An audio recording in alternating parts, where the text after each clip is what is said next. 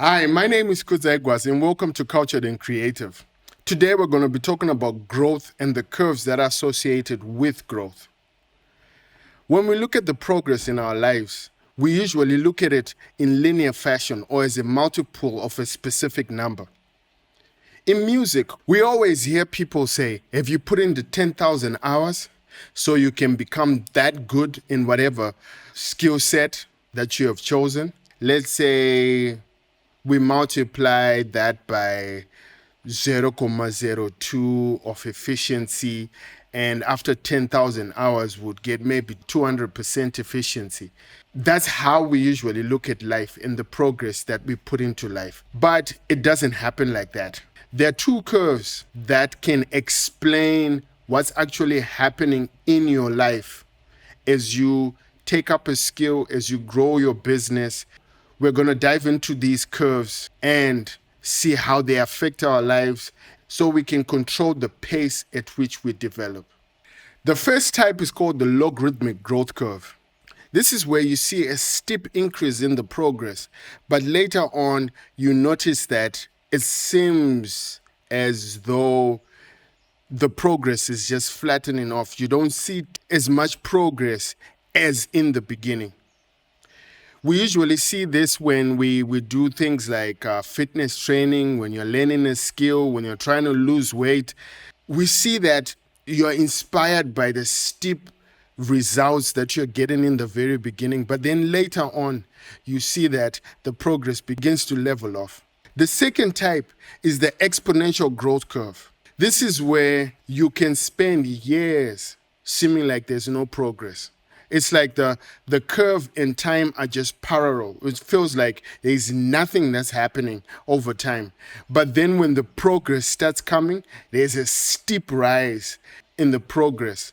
But this is where you need to have resilience and strength and just the drive and the willpower and the passion to keep doing what you're doing.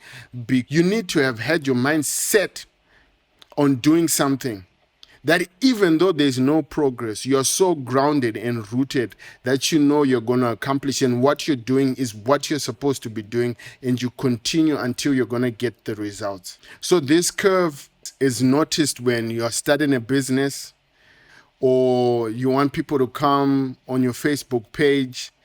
Half the time it feels like in the very beginning, nothing is happening. You're not even noticing anyone or anything happening. But as you go, the number begins to increase.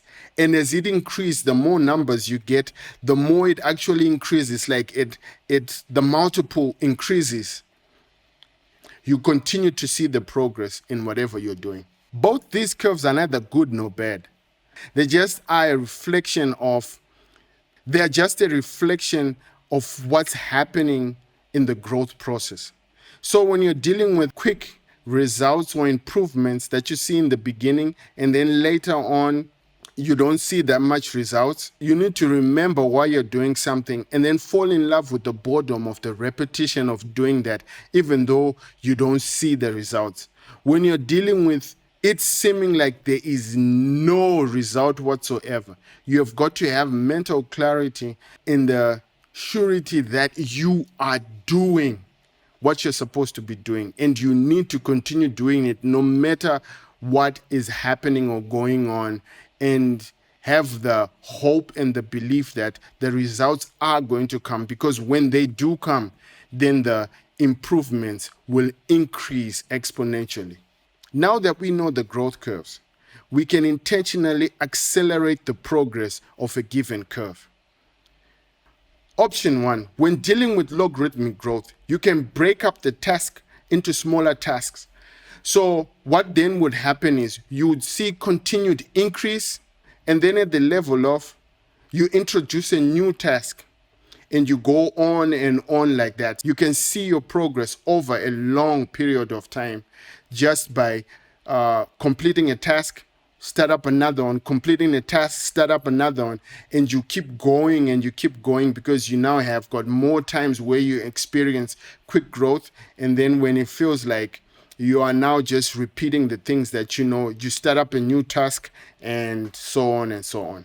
Option 2, you're dealing with exponential growth.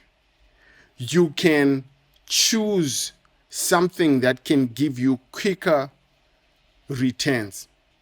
You can have a manufacturing business, but because you've got so many external raw materials, and it might take time for that curve to start peaking.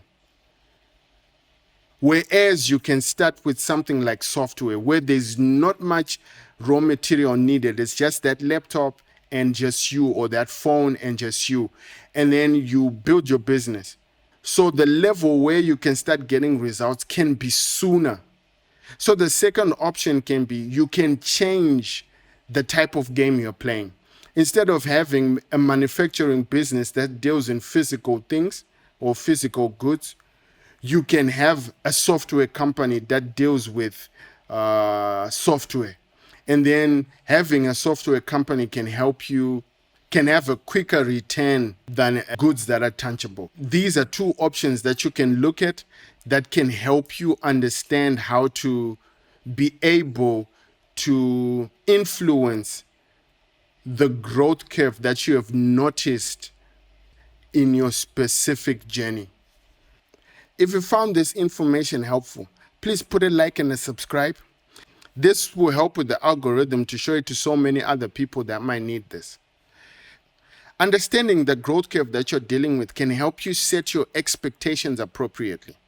And if you're not happy with the type of growth curve you're on, you can start playing a different game with a different type of growth curve. Cultured and creative. This is me, Kudzai Gwaze, and it's Cultured and Creative. Stay creative, keep learning, and never stop growing.